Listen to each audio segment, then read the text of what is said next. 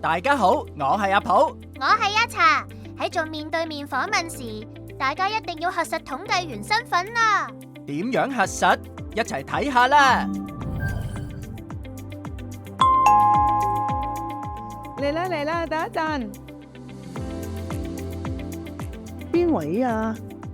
你好啊，我係2026年人口普查嘅統計員，上嚟係想協助你提供問卷所需嘅資料㗎。之前我都收到你封信，但係我唔得閒睇喎。係啊，早前我哋曾經寄過一封紫色信封嘅通知信，但係由於未收到閣下嘅回覆，今次上嚟係想協助你提供所需嘅資料。唔知你而家方唔方便做訪問呢？咦，出面咁多詐騙，我點知你係咪真㗎？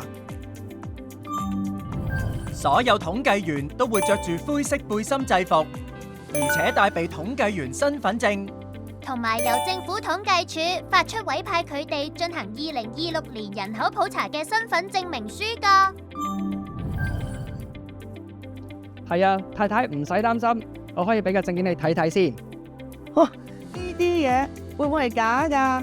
你知啦，騙徒手法層出不窮啊！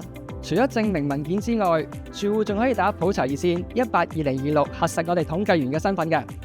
咁我打電話去核實下先。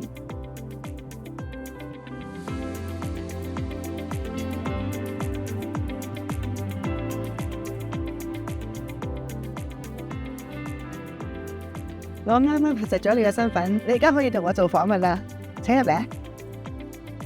做問卷前要記緊核實統計員身份。